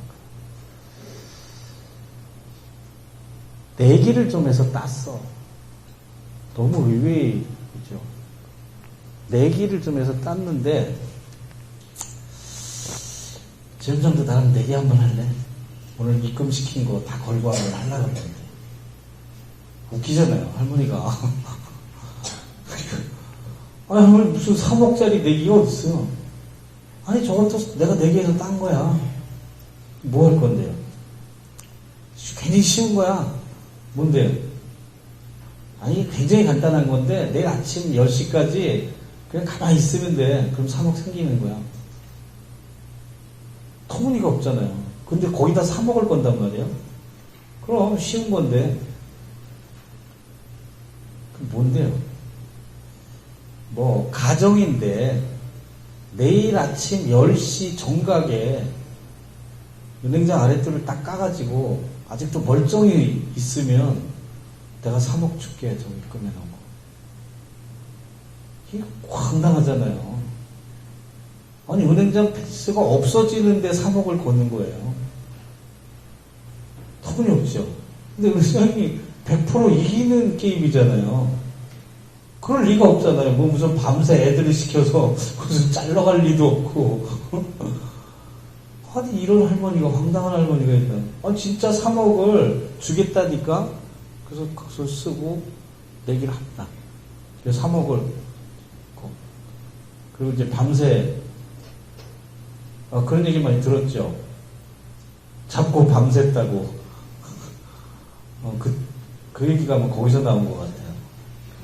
그래서 잡고 밤샜다고 그럽니다. 3억인데 어쨌든 밤새 무슨 일이 일어날 것 같긴 하고 그래서 잡고 밤을 새우고 나서 아침에 출근을 했죠. 그냥 출근한 게 아니라 꽉 잡고 출근을 했죠. 그래서 아침 10시까지 회의도 안 하고 문 잠그고 10시까지 문 꽉 잠그고 있었어요. 10시 정각이 딱 되는 순간에 만져보니까 아주 멀쩡히 살아있죠. 문 탁 여는 순간에 할머니가 문 밖에 탁 서 있는 거예요. 은행장 까봐. 없지. 딱 그런 거예요. 없긴요. 책상 위로 뛰어 올라가지고 아랫줄을 탁 깠어요. 멀쩡히 있죠. 3억이 생긴 거예요. 야! 그러면서 아랫줄을 탁 깠어요. 멀쩡히 살아있죠. 할머니가 아직도 있네. 넌 3억 가져라. 탁 돌아섰는데 맨 젊은 여자가 경악의 표정으로 거의 뭐 실신하는 상태에서 할머니가 뭐라 그러는지 아세요? 야 이년아 내가 얘기했지? 쟨 내가 까려면 언제든지 까. 6억.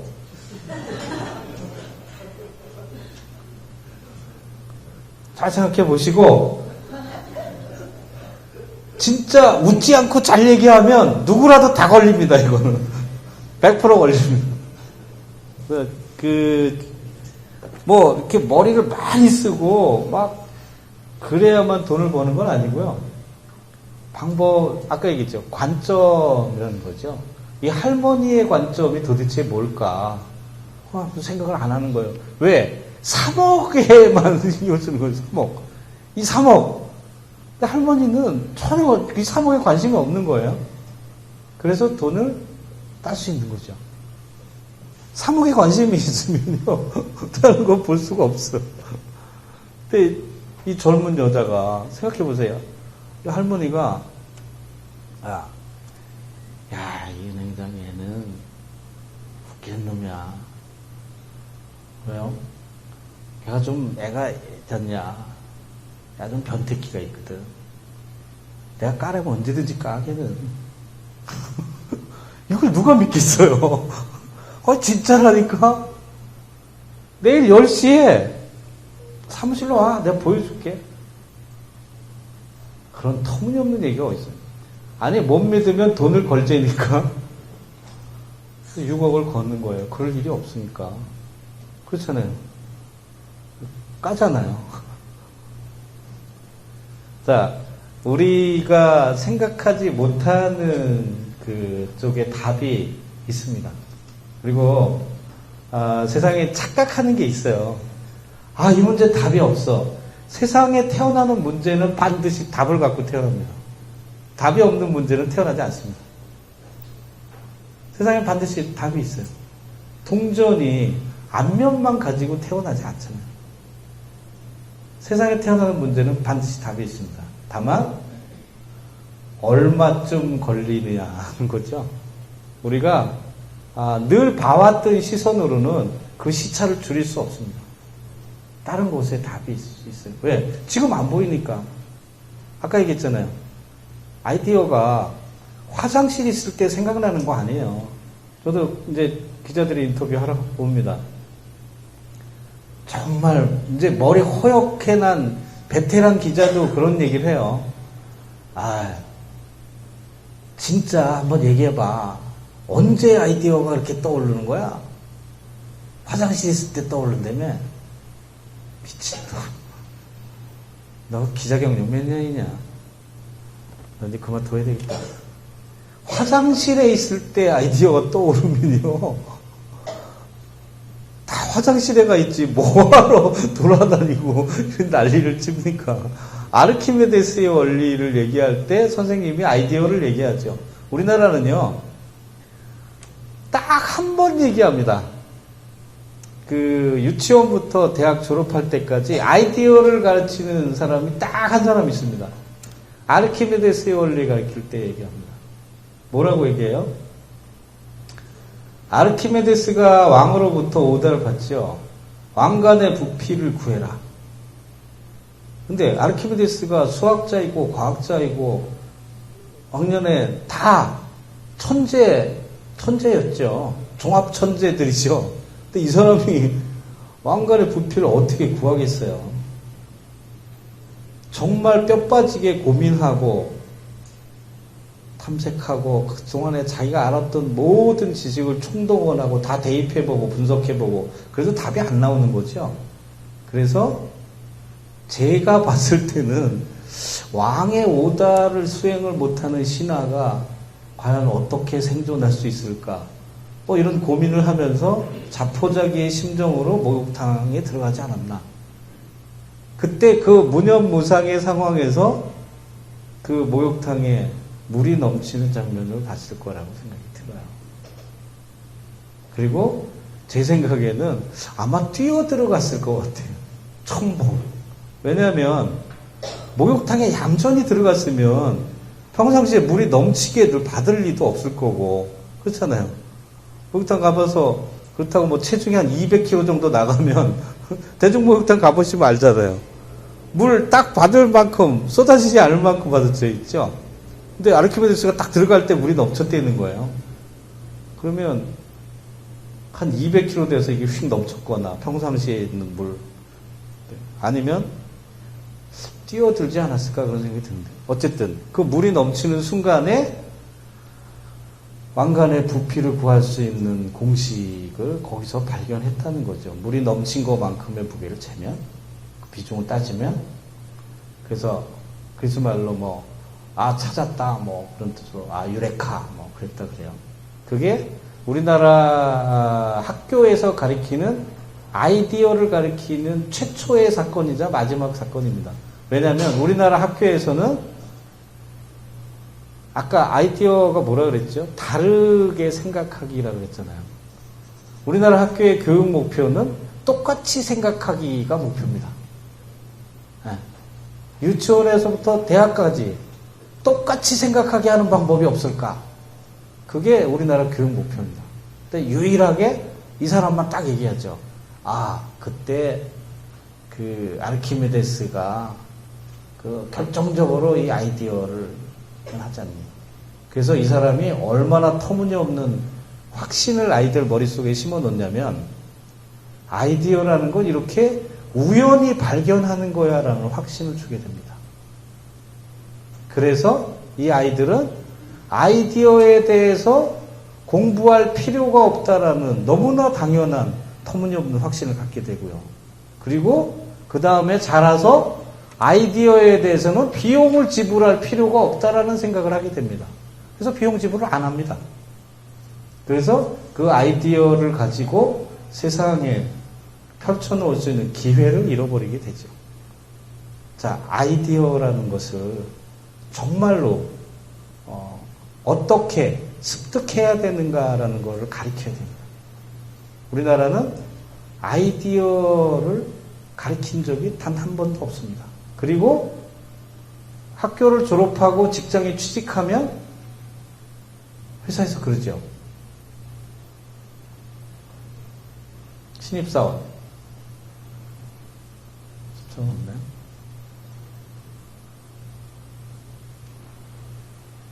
우리 회사 신입사원입니다. 회사에 취직하면 학교 졸업한 학생한테 그렇게 얘기합니다. 야, 젊은 피가 왔으니까 네가 아이디어 좀 내봐. 아니, 그동안 똑같이 생각하고 똑같이 행동하는 것만을 16년을 배웠는데 갑자기 다르게 생각하는 거를 너무 황당하죠. 그래서 그때부터 이제 기계가 거꾸로 돌아가기 시작합니다. 그래서 신입사원들이 엄청난 혼돈을 겪는 이유는 바로 여기 있습니다. 신입사원들이 갑자기 멍청해지기 때문에 그렇지 않습니다. 얘들 학교 가면 얼마나 똘똘한데요. 대장이죠. 뭐든지 다 알고. 근데 회사에 딱 들어오면 바보가 됩니다. 왜냐하면 거꾸로 돌려야 되기 때문에 그렇습니다.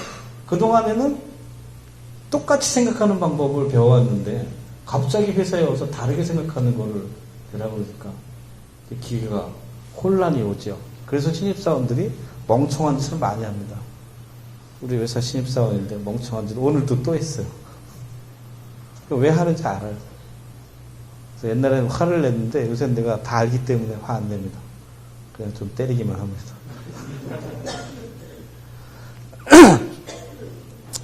자, 늘 이기는 깡패를 제가 알아요. 싸움을 정말 잘합니다. 근데 이 사람이 대단히 체격이 좋거나 주먹질을 잘하거나 뭐 그런 것 같진 않아요. 저보다 뭐 체력이 적게 나가고 뭐 그렇게 몸도 이렇게 뭐 탄탄하지도 않은 것 같은데. 근데 한 번도 싸워서 져본 적이 없습니다. 근데 그 사람을 보면 이유를 알게 돼요. 이 사람이 종로를 저랑 이렇게 걸어갈 때 뭐라 그러냐면, 저쪽에서 이렇게 두 사람이 이렇게 걸어오면, 야, 제가 말이야, 저 들고 있는 게 우산이 아니고 칼이라고 생각해봐. 칼이라고 생각하고 제가 이렇게 딱 오다가 칼을 이쪽으로 휘두르면 여기서부터 칼이 이렇게 지나갈 거거든. 그러면 내 머리 위서부터 이렇게 지나갈 건데, 제가 요 칼을 휘두르는 요 지점까지 오기 전까지 여기 가로수 옆에 부목된 거 있잖니? 그걸 내가 엎드리면서 딱 뽑아가지고 저놈 어깨를 내리쳐야 돼. 이런 모든 계산을 하고 다니는 거예요. 제가 보통 민간인들은 어떻게 싸우냐면, 이제 시비를 걸리면 정말 못 참으면 화를 내죠. 욕을 합니다. 그리고 있는 대로 이제 톤을 높인 다음에 우통을 벗죠. 그래도 아무도 안 말리면 할 수 없이 싸우는 거예요. 그렇잖아요. 야, 다 죽었어! 그러고 또 벗고, 그래도 아무도 안 말려서 할 수 없이 이제 싸우는데, 이 사람은, 지금부터 시작이구나. 그럼 즉시에 딱 들어가죠. 그러니까 예비 동작이 없습니다. 그러니까 시작하기 전에 이미 게임을 이겨요.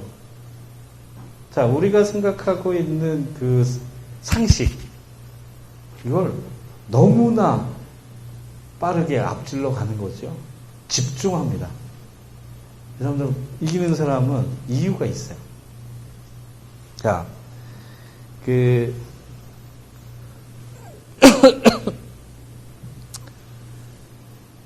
이기는 사람들은 분명하게 이유가 있는데요. 대체적으로 그 이유를 분석해 보면 이기는 습관을 갖고 있거나 이기는 그 로직을 압니다. 본능적으로 알고 있는 사람이 있거나 그 로직을 배웠거나. 네. 제가 이제 저는 테니스를 한 3시간 정도 쳐봤어요. 제가 그때까지. 왜냐면 교양 과목 시험 볼 때 테니스 시험이 있어가지고 할 수 없이 그 3시간 동안 제가 연습하고 이제 시험을 봤는데 그 점수도 잘 안 나왔어요. 그러니까 억지로 3시간 연습하고 봤는데 제가 대학 때 테니스 선수하고 게임을 해서 제가 이겼습니다. 안 믿어지시죠? 이겼어요. 제가 회사에 들어갔는데 그 회사의 그 상급자가 정말 저를 못 살게 구는 거예요. 정말로 나중에 이제 그 이유를 알았는데 너무너무 못 살게 굴어서 제가 물어봤어요. 왜 이렇게 다 못 살게 구냐? 그랬더니 너가 하는 게 마음에 안 든다는 거예요. 참, 그래서 나중에 이건 싸워서 이기는 수밖에 없겠다. 그래서 제가 한판 합시다. 근데 싸우면 제가 이길 정도의 사람이었어요. 저 싸움 잘하거든요. 근데 그래서 그래? 한판 붙자고. 그래서 네, 한판 붙어요. 그리고 지면 진짜 찍소리 안 하기로 합시다. 그리고 내가 지면 내가 진짜 이 회사 다니는 동안에 노예처럼 할 테니까 분명하게 합시다. 그래, 한번 붙자 그러면. 근데 테니스로 합시다 그랬어요. 그 사람 대학 때 테니스 선수였다는데 테니스로 합시다 그랬더니 굉장히 당황하죠. 아니 이 새끼가 왜 테니스를 해? 제일 잘하는 걸로 하자고요. 당신이 제일 잘하는 걸로. 왜? 다른 거 하면 나중에 또 헛소리 할 수 있으니까 당신이 제일 잘하는 걸로 하자고. 그렇게 했어요. 그리고 직원들 앞에서 다 이제 고언을 했어요. 그래서 이제 일요일날 그 테니스 시합을 하자. 그래서 테니스 코트 다 잡아놓고 직원들이 막 말리죠. 야, 너 사표 낼라 그러냐? 야, 사표 내려면 차라리 한 판 붙어서 패버려. 정말 얄미운데 한번 패기라도 했으면 좋겠는 거죠. 근데 내가 그 패고 직장 생활을 할 수는 없잖아요. 근데 애들은 내가 저렇게 시비를 걸 때는 뭔가 생각이 있을 거라고 생각한 사람과 무모한 놈이라고 생각하는 두 종류의 사람들이 있었죠. 그래서 회사보다도 더 참석률이 높았어요. 그런 테니스장에. 다 왔어요. 전 직원이. 어떻게 할 거냐. 뭘 어떻게 해. 싸워서 이기면 되지. 그래서 제가 룰 미팅을 합시다. 무슨 룰 미팅까지 해? 룰 미팅을 해야죠. 안 됐어요. 자, 대학 때 테니스 선수였다면서요. 그래. 그러면 당신이 제일 잘하는 걸로 하는 거니까 나는 아마추어니까 룰은 내가 정확해. 그래야 되지 않겠어요? 상식적으로. 그 사람은 선수고 나는 진짜 3시간 라켓 3시간밖에 안 잡아봤는데 그래 네 맘대로 한번 해봐라. 내 맘대로 할게. 그러면 오늘은 스코어로 하지 맙시다. 야, 테니스를 스코어로 안 하면 뭘로 하는데? 오래 뛰는 걸로 하죠. 오래 뛰는 걸로 했어요. 그래서 그 테니스 선수들 서비스 하는 거 봤죠? 정말로 발끝으로 땅을 차고 온몸에 힘을 다 짜서 마지막 손목 스냅으로 서비스 매깁니다. 그게 습관이 돼 있죠. 그렇게 해야죠. 선수인데. 저는 그 자치기 하는 폼을 이렇게 쳐서 안 맞으면 다시 하면 되고 그렇잖아요. 그리고 볼이 날라오면 뻗어봐서 안 닿으면 가만히 있으면 되죠. 쏘다 다시 치면 되는 거고. 근데 그 사람은 내가 딱 치면 일로 가면 다다다닥 뛰어가지고 이쪽에서 치고 절로 가면 어디로 갈지 모르죠. 운동량이 한 20배 정도 저보다 많습니다. 그렇게 되겠죠. 그래서 오후 3시에 다리 뒤나갖고 실려갔어요. 끝났어요, 그날은. 그래서 그다음부터는 제가 그냥 안녕하십니까. 그 직장생활 굉장히 재밌게 했습니다. 중요한 건 뭐냐면 이기는 룰이 있다는 거죠. 상대한테 모든 걸 다 주면 그 다음에 제가 선택할 수 있는 권한이 생겨요. 근데 우리가 대체적으로 싸울 때 어떻게 하냐면 절대로 금 딱 거놓고 넘어오기만 해봐라. 이걸로 싸워서 이기려고 그러죠. 굉장히 어렵습니다. 그 싸움. 그리고 이겨도 정말 상처가 많이 납니다. 그래서 별로 그 도움이 안 되는 싸움이에요. 그래서 저는 절대로 그런 싸움을 하지 않습니다. 자, 이런 얘기들이 전반적으로 제가 하고 싶은 얘기 중에, 그 디테일이 이렇게 다 이렇게 정리되어 있습니다. 그래서 이런 얘기들을 한번 잘 정리해 보시고, 그리고, 여기 이제 아까 제일 이제 관심이 갔던 게 마누라를 바꿔야 합니다. 뭐 그 얘기였다고 생각이 드는데, 그 다음에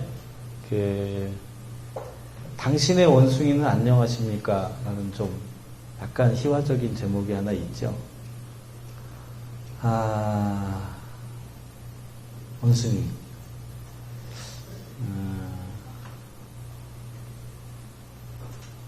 제가 어렸을 때 청계천, 지금 이제 그림 너무 많이 바뀌었지만, 청계천에 이제 가보면 그 약장수들이 이렇게 길거리에서 약을 파는 사람들이 많이 있었어요. 뭐 터무니없는 약들이 많이 있었죠. 근데 그 약장수들이 쫙 있는데 거기서 약을 제일 많이 파는 사람이 말을 제일 잘하는 사람이었어요. 사람들을 탁 갖고 강원도 춘성군 무슨 백사바위가 있는데 그 백사바위 밑에서 그 목소리도 아주 절명하게 해서 그 사람 앞에 사람들이 쫙 모입니다. 결국은 그 사람이 약을 제일 많이 팔죠. 근데 어느 날 그 사람 옆에 아주 그 도도한 도사 같은 사람이 하나 나타나서 아무 말도 안 합니다. 웬 검은 박스 같은 게 하나 탁 있고 도사처럼 이렇게 앉아 있습니다. 아무도 별로 관심을 안 갖죠. 사람들 안 모이고.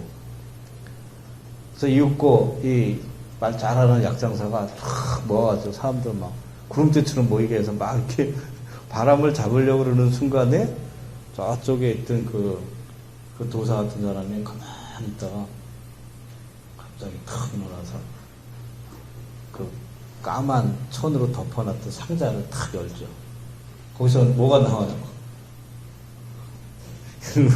얘가 나옵니다. 얘가 딱 나오는 순간에 여기 막 모여있던 사람들이 시선이 저쪽으로 다 가죠. 근데 이 원숭이가 이 사람들을 보고 딱 차렷, 경례. 여기에 사람들이 다시 갑니다. 지금은 이제 많이 이제 그 볼거리들이 많아졌죠. 옛날에는 볼거리들이 없기 때문에 원숭이 한 마리가 길을 완전히 막 그 통제할 정도로 사람들을 가로막고 그런 시절이 있었습니다. 자, 그 약장사들이 원숭이 한 마리에 이제 그 기가 눌려서 이제 꼬랑지를 내리게 되죠. 세상에는 새로운 것들에 대한 그 패러다임이 바뀌는 시점이 있습니다. 그리고 사실은 사람들이 제가 이 원숭이 얘기를 왜 하냐면 우리가 사람들을 사로잡을 수 있는 각자의 그 원숭이 한 마리 정도 다 가지고 있다. 달란트. 사람들이 달란트라고 얘기합니다. 원숭이, 내가 키우는, 내 속에 있는 원숭이가 어떤 원숭이인지를 발견할 수 있어야 돼요. 아, 나는, 제가 아까 얘기했죠. 그 할렘가에서 꿈이 언젠가는 베버리힐스의 저택을 도둑질을 하러 가듯 내가 사던 언젠간 갈 것이다라는 꿈을 갖고 있는 이 갱스타가 꾸민 이 친구가 아, 나는 챔피언이 될 거야. 라는 꿈을 꾸게 하는 그 원숭이 한 마리가 다 있다는 거죠. 근데 그 원숭이는 평생 한 번도 햇빛을 보지 못할 수도 있고 세상에 나와서 진짜 손오공보다 더 뛰어난 원숭이가 될 수도 있습니다. 근데 그 원숭이는 남이 키워주는 것이 아니라 자기가 키워야 됩니다. 근데 원숭이가 있다고 생각하고 원숭이의 모양을 들여다봐야 그 원숭이가 숨을 쉬기 시작합니다. 자기의 원숭이를 알아주지 않으면 그 원숭이는 평생 잠을 자다가 끝납니다. 여러분 속에 어떤 색깔의 어떤 원숭이가 가슴 속에 숨을 쉬고 있는지 발견하는 작업들을 끊임없이 해주시기 바랍니다. 자, 그 원숭이 얘기를 제가 왜 하냐면 많은 사람들이 자기에 대한 그 기대나 확신 이런 것들이 스스로 복권 정도로 생각하고 있습니다. 어쩌면 그럴지도 몰라. 그런데 중요한 건 자기가 발견하지 못했기 때문에 그 원숭이들이 아직도 잠자고 있다는 것을 명심하십시오. 저도 똑같은 과정을 다 겪고 그리고 제가 좀 용감했기 때문에 좀 더 많은 시련을 겪기도 하고 그래서 좀 더 빨리 그 원숭이랑 친해지기 시작했습니다. 그래서 좀 더 다른 관점들을 많이 발견하게 됐죠. 혼자 되는 게 아니고 자기 원숭이를 잘 키워야 됩니다. 자, 오늘 집에 돌아가시면서 어떤 색깔의 원숭이가 내 품속에서 자라고 있는지 숨을 쉬고 있는지 잘 생각해 보시고 그리고 끊임없이 그 원숭이를 생각하면 어느 날 원숭이가 모습을 드러냅니다. 그리고 여러분들 스스로가 대단히 그 만족스럽게 그 원숭이의 그 파트너가 되실 겁니다. 그때부터 세상이 굉장히 달라지기 시작하죠.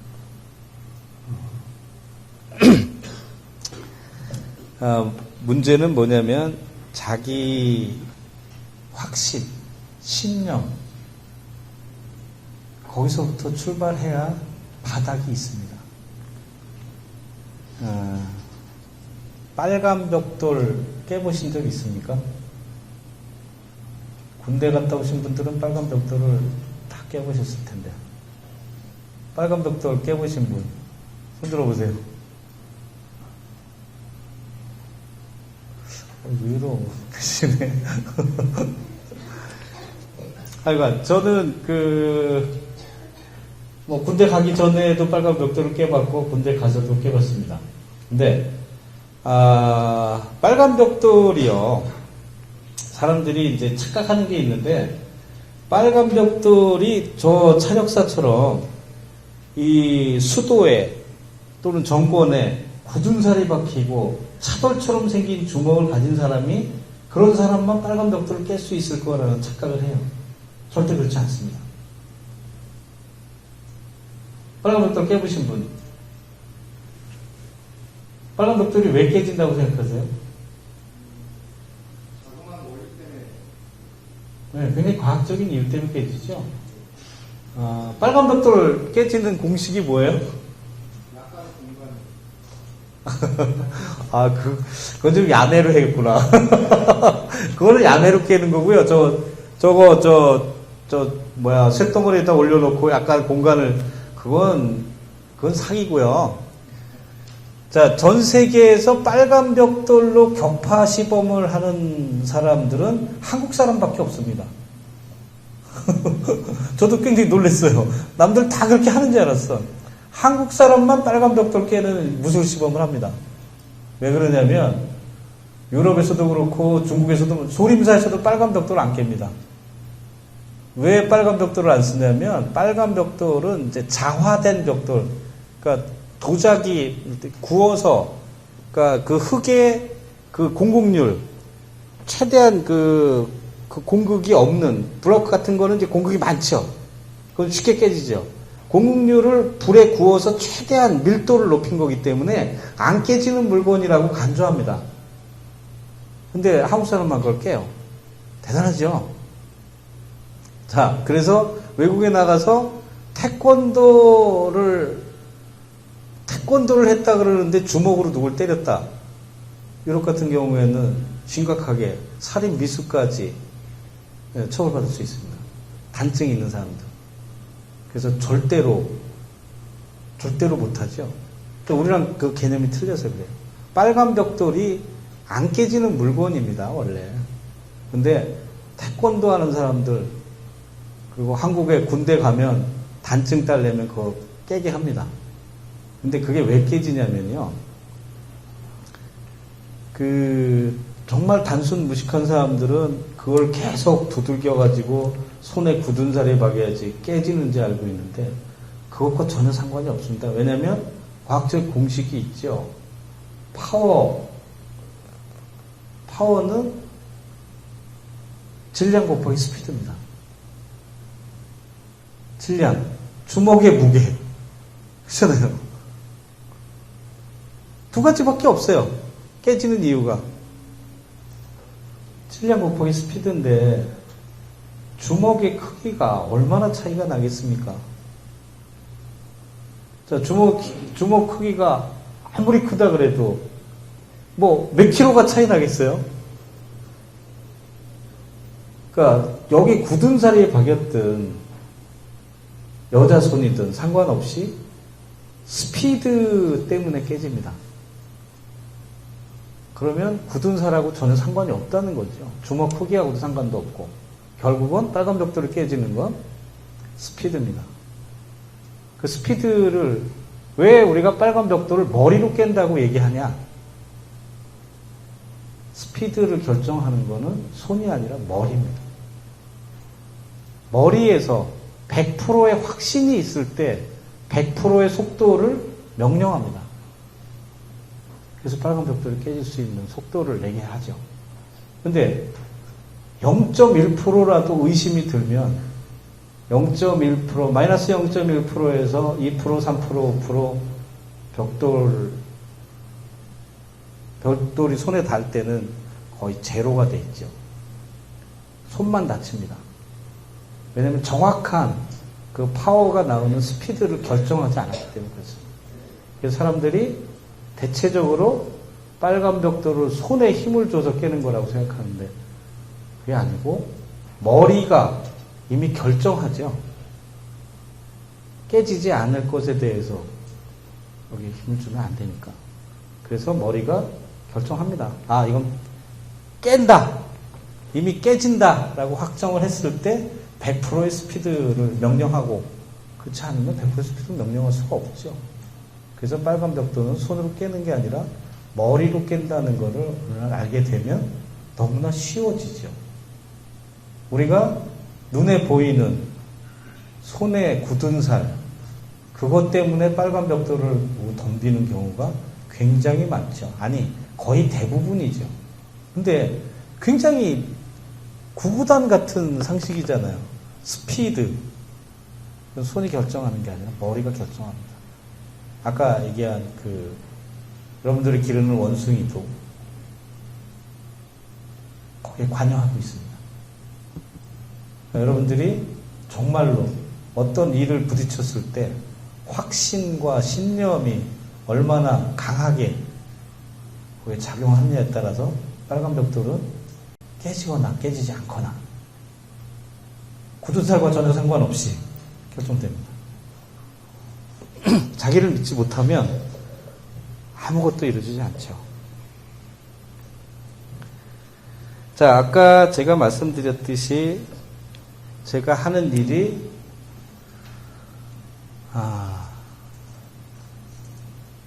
갱이 될 수밖에 없는 소년이 챔피언이 되는 방법, 뭐 그런 일들을 제가 주로 한다고 말씀드렸습니다.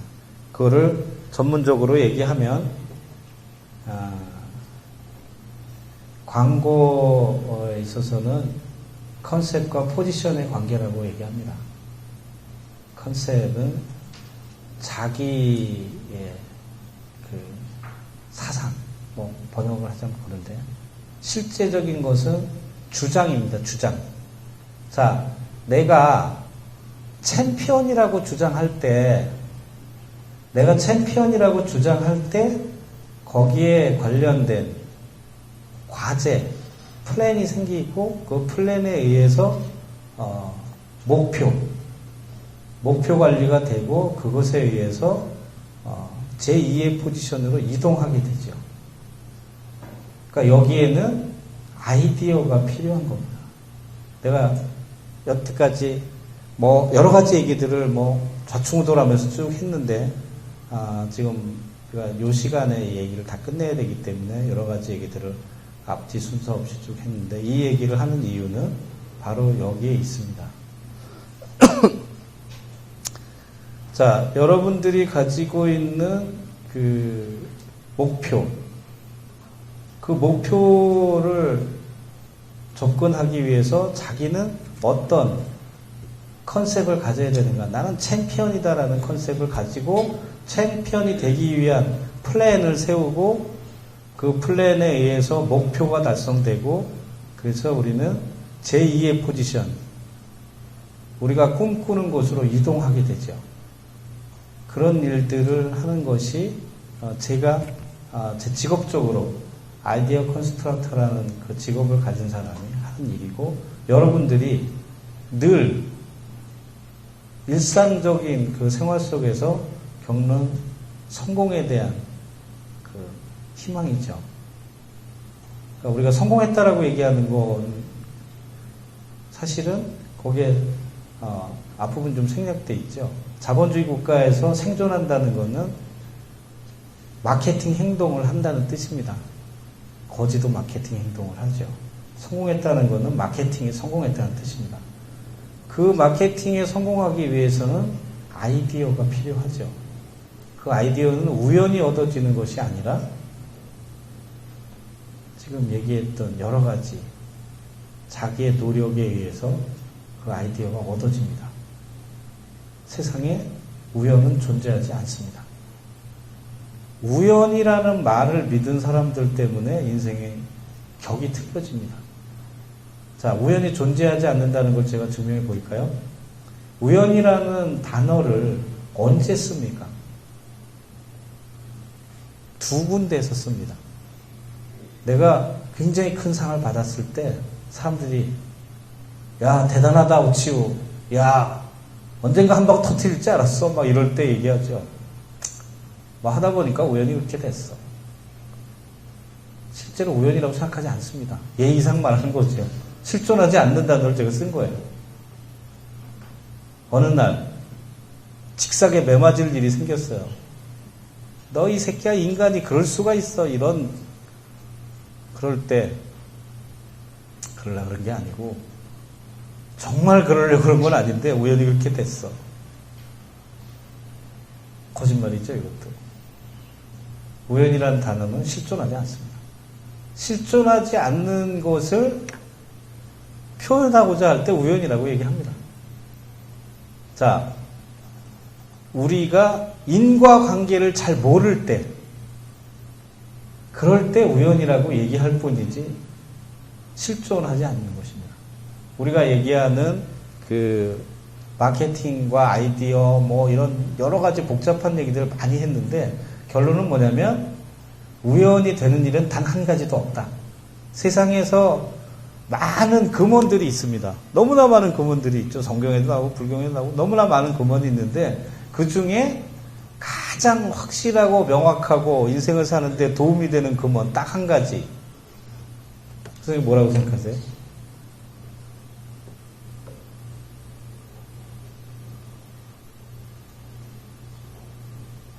생각 안 났어요? 공짜는 없답니다. 세상에서 원인이 없는 결과가 절대로 없습니다. 여기 앉아 있는 이유 분명히 있습니다. 정주영이라는 사람이 그렇게 성공한 이유 분명히 있습니다. 실패하는 사람도 분명히 이유가 있죠. 다만 인과관계에 대해서 처음과 끝을 잘 모르기 때문에 그 단면을 보고 우리는 우연이라는 착각을 할 뿐이죠. 결코 우연 없습니다. 아까 얘기했듯이 그 3억 원 내게 하는 할머니조차도 우연이 절대 없다는 걸 알기 때문에 그 게임에서 이길 수 있는 거죠. 자, 여러 가지 얘기를 많이 했는데 시간이 너무 없어서 제가 정리를 좀 해야 될 것 같습니다. 여러 가지 얘기를 했는데 정말로 자기 자신을 들여다볼 수 있는 나는 어떻게 여기까지 그리고 내가 어떤 인생을 앞으로 현재 상태에서 현재 위치에서 그 다음에 원하는 위치로 아까 얘기한 현재 포지션에서 어떤 컨셉을 가지고 미래의 위치로 이동할 것인가 그 이동하는 동력은 과연 뭐가 될 것인가 그래서 A라는 포지션에서 B라는 포지션으로 이동하고자 하는 그 동력 그것이 우리는 아이디어라고 생각합니다. 그리고 거기에 마케팅에 관련된 모든 로직이 이 아이디어와 같이 일치될 때 엄청난 시너지를 얻어서 우리가 원하는 위치로 제2의 포지션으로 이동할 수 있을 거라는 확신을 가지고 이런 시간을 갖게 됐습니다. 그리고 마지막으로 우리가 마케팅에 관련된 총체적인 메시지를 제가 덧붙이려고 합니다. 혹시 기독교인이 많으실 거라고 보는데 저는 종교와는 상관이 없습니다. 제가 공부할 때 전 세계적으로 가장 훌륭한 마케팅 교과서가 뭘까? 그리고 딱 쭉 봤습니다. 성경이었습니다.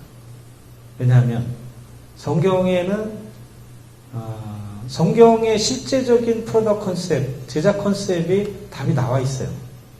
그 많은 캐릭터, 많은 예화들, 그 많은 사람들이 등장하고 많은 사람들이 대화를 하고 많은 드라마들이 있는데 그 결론은 뭐냐면 이 사람이 이런 일을 겪고 이렇게 마음을 바꿨더랍니다.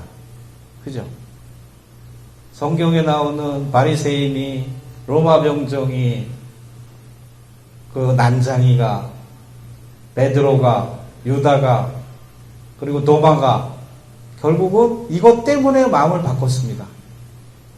마케팅의 최종 결론은 똑같습니다.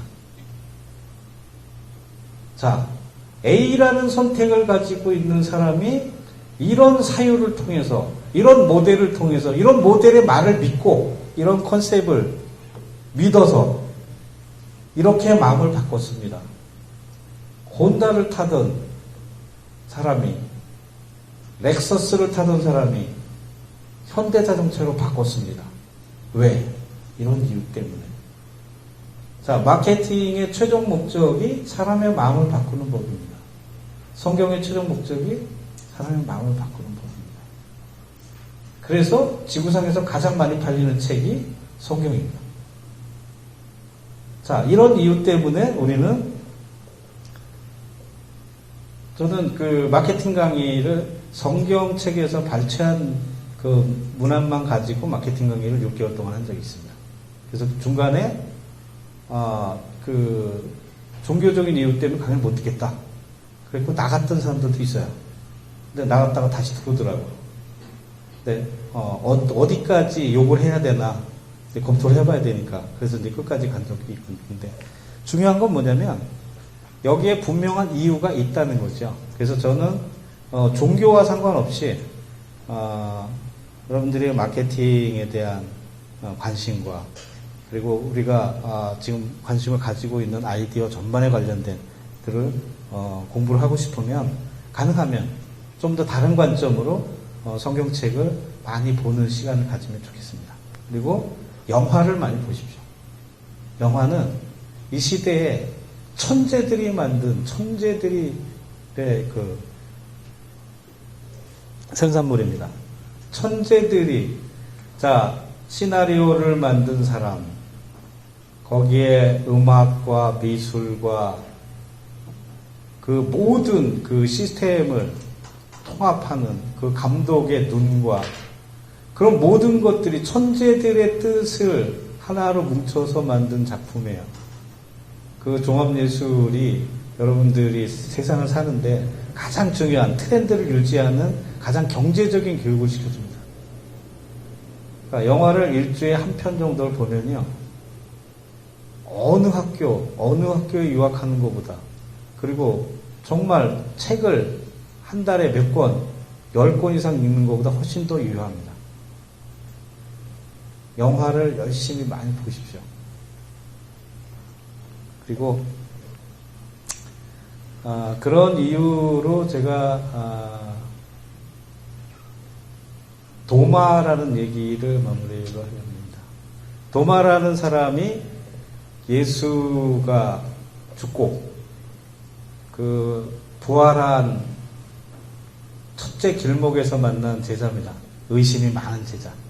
그때 도마를 만났을 때 예수가 뭐라 그러냐면 내가 나인 줄 믿겠냐? 도마가 뭐라 그러냐면 내가 옆구리에 창을 맞고 손바닥에 발등에 못이 박혀서 죽는 걸 봤는데 어떻게 당신을 예수라고 믿겠습니까? 예수가 그러면 네 손끝으로 그걸 확인하면 믿겠냐? 그렇다. 그리 하라. 그걸 확인하죠. 그 도마가 드디어 Jesus Christ 이렇게 얘기하죠. 근데 더 중요한 건 네 손끝이 아니라 네 마음으로 믿었으면 더 큰 축복이 있으리로다. 이렇게 얘기합니다. 제가 이런 종교적인 멘트를 하고자 하는 게 아니라 세상의 모든 소비자는 도마입니다. 그 도마를 설득하기 위해서 예수 같은 모델을 세웁니다. 이덕화가 얘기하죠. 비가 얘기합니다. 그리고 스타들이 지금 얘기한 도마한테 못 믿겠냐? 정말 믿게 해줄까? 이것 때문에 우리 그 크리에이터들은 모든 아이디어를 집중해서 사람들 마음속에 예수를 만들어주는 겁니다. 그래서 그 사람이 드디어 결정하게 하죠. 크라이스트. 이 말을 듣기 위해서 크리에이터들은 계속 고민하고 아이디어를 내고 세상에 있는 모든 도마들을 설득하기 위해서 밤을 새웁니다. 여러분들 주변에도 여러분들이 만나는 모든 사람들은 도마라고 생각해 주십시오. 그리고 그 도마를 설득할 수 있는 달란트가 그 원숭이들이 나한테 얼마나 구체적인 진실을 보여줄 수 있는가, 그런 믿음을 가지고 모든 사람들을 만나면 실망하거나 두려워하지 않을 수 있습니다. 다음 시간에 우리가 또 만나게 된다면 아이디어 컨스트럭트라는 강의를 본격적으로 한번 여러분들한테 들려드리고 싶은 생각이 있습니다. 오늘 이걸로 강의 마치겠습니다. 고맙습니다.